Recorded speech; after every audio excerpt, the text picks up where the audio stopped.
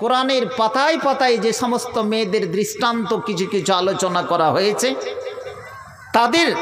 তারা যে একজন আদর্শ নারী,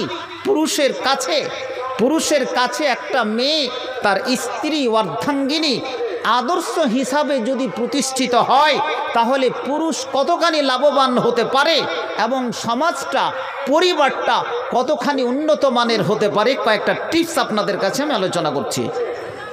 এখানেই করে ডেলিগেটের মাইক নাকি? এটা তো খুব ডিস্টার্ব গো। ওখানে করে আপনারা ব্যবহার করেন ওই যে সাউন্ড বক্সটা।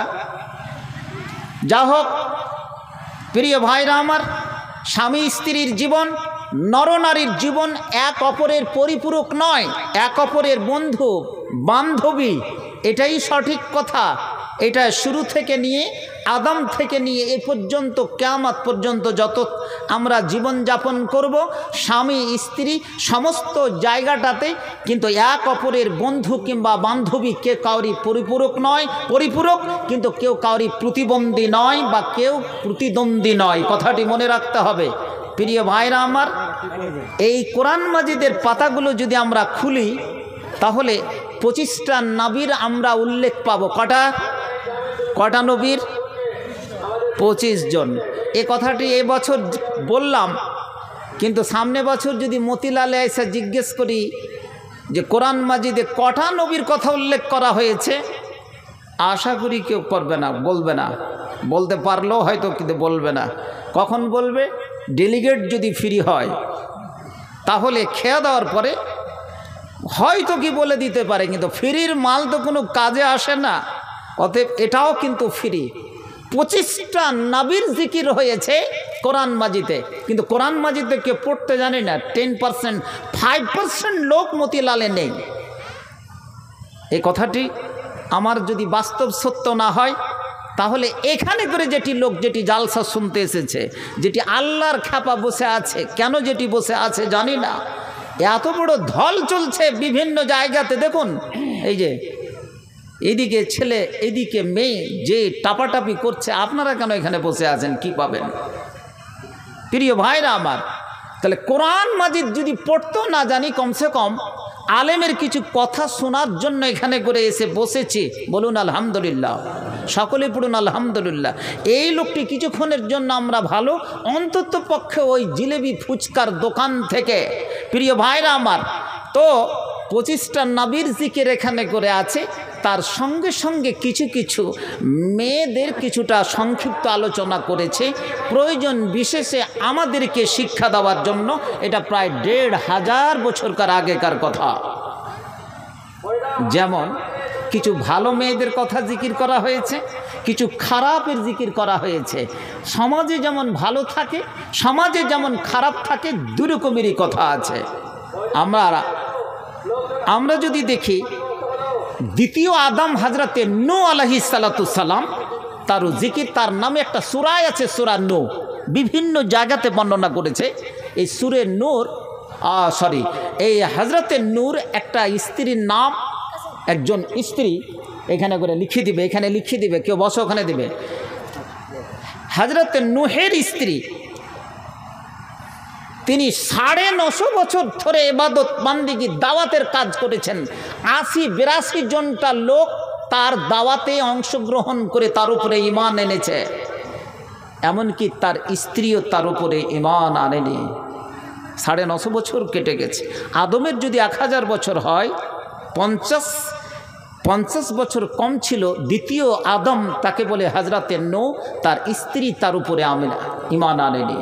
এরকম দৃষ্টান্ত কোরআন মাজিদে বর্ণনা করা হয়েছে। আবার একটা জায়গাতে বর্ণনা করা হয়েছে, লুত বলে একজন নবী ছিলেন, যেটা সাদ্দুম এরিয়া, জর্ডন এরিয়াতে এসেছিল, যার বাস্তিটাকে আকাশে নিয়ে যে সম্পূর্ণরূপে উল্টিয়ে দেওয়া হয়েছিল। সে হজরতে লুত কি অন্যায় কাজ করেছিল! পুরুষে তারা কি জেনা করত। আল্লাহ তাআলা পৃথিবীতে পাঠিয়েছে পুরুষকে নারীর জন্য, নারীকে পুরুষের জন্য। কিন্তু তারা করত কি? মেয়েতে পুরুষে তারা জনখিদা নিবারণ করত। এটা সবচেয়ে থেকে বড় পাপ। আল্লাহর এটা সহ্য হলো না। বাস্তিটাকে সেই এলাকাটাকে, জর্ডন এলাকাটাকে নিয়ে যে আকাশের উপরে হযরতে জিবরিল আলাইহিস সালাতু সালাম তার ডানার উপরে নিয়ে গিয়ে উল্টে পর্যন্ত কি ছেড়ে দেওয়া হলো। ওই এলাকার একটা নবী যার নাম হচ্ছে হযরতে লূত আলাইহিস সালাতু সালাম। কি বললাম? লূত আলাইহিস সালাতু সালাম। সেই জায়গাটা যে গর্ত হবে না, এরকমই থেকে যাবে, গর্ত হয়েছে। ওটাকে বলা হচ্ছে, ভূগোলের যারা ছাত্র ছাত্রী দেখে নিবে, সেটাকে ডেড সি বলে ইংরেজিতে, বাংলাতে যাকে বলে মৃত্যু সাগর। ওই সাগরের জল এত ঘনত্ব, ওই পশু পাখি পর্যন্ত, মাছ তো নেই, কিছুই খায় না। দেখে আসলেন, আপনি দেখে নিতে পারেন, গুগল সার্চ করে তো সারা দুনিয়াটা কি দেখতে পাচ্ছেন। এটা হচ্ছে একমাত্র কি পাপের কারণের জন্য। আজ পাপ বর্তমান যুগতে নট অনলি কি মতিলাল, সারা বাংলার মাটিতে, মালদার হরিশের মাটিতে এ পাপে কি পরিপূর্ণ হয়েছে। হতে পারে যদি আল্লাহর নবীর দোয়া না থাকতো, তাহলে আমরা আজকে কোন জায়গাতে কি চলে যেতাম তার কোনো শেষ ছিল না। প্রিয় ভাইরা আমার, ওখানকার একটা নবী যার নাম হচ্ছে লূত আলাইহিস সালাতু সালাম, তিনি এত পরিশ্রম করলেন বেচারা, কিন্তু তার স্ত্রীও কি তার উপরে কি ঈমান আনেনি। তাহলে এতগুলো পরিশ্রম করার পরে তার ঈমান আনেনি। সূরা তাহরিমে তার পরিষ্কার তার রেজাল্ট বলে দিয়েছে, কি লাদখুলান নারা মা'আদ দাখিলিন। এই মেয়ে, লূতের স্ত্রী, নূহের স্ত্রী, তোমরা দুইজন চলে যাও কোথায়? জাহান্নামে। এতগুলো করার জন্য। নেক্সট আমাকে শুধু স্টেপ করে জানিয়ে দিচ্ছি, মা বোনেরা আপনাদের দৃষ্টি আকর্ষণ করছি, মা বোনদেরই ওয়াজটা, তার সঙ্গে কি পুরুষ। আল্লাহ রসুলের কি শেষ মেয়েটার নাম কি ছিল? কি আল্লাহ নবীর শেষ মেয়েটার নাম কি ছিল? ছোট্ট মেয়েটার আয়েশা। আল্লাহ নবীর স্ত্রীকে যদি, আল্লাহ নবীর স্ত্রী আয়েশাকে যদি কন্যা তার মেয়ে বানিয়ে দেয়, তাহলে আমরা ওয়াজ শুনছি 50 বছর ধরে, তাহলে কি হলো? দাও।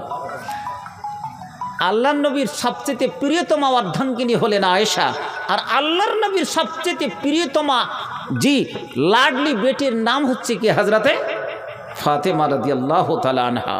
আহা, ফাতেমাকে বলছেন আল্লাহ তাআলা, আল্লাহ রসুল, এ ফাতেমা, যা কিছু চাওয়ার দুনিয়াতে চেয়ে নাও, যা কিছু চাওয়ার দুনিয়াতে চেয়ে নাও। তোমার বাবা যে নবী, ওই কিয়ামতের প্রাঙ্গণে তোমার তারাজুতে যদি কোনো রকমের পাল্লাতে কোনো রকমের নেকির যদি অভাব ঘটে যায়, খবরদার আমার কাছে আসবে না, আমি তোমাকে সহযোগিতা করতে পারবো না। মর্যাদার খাতিরে কোনো মণ্ডলের মেয়ে, কোনো প্রফেসরের মেয়ে, কোনো প্রিন্সিপালের মেয়ে, কোনো হেডমাস্টারের মেয়ে, কোনো সুপারের মেয়ে, সেই দিন যত মর্যাদা সম্পন্ন নেতার কোনো ছেলে মেয়ে সেই দিন যদি চায় কি যে আমাকে রক্ষা করবে, এটা সম্ভবপর? কিয়ামতের আখিরাতে কিন্তু কিছুই পাবে না।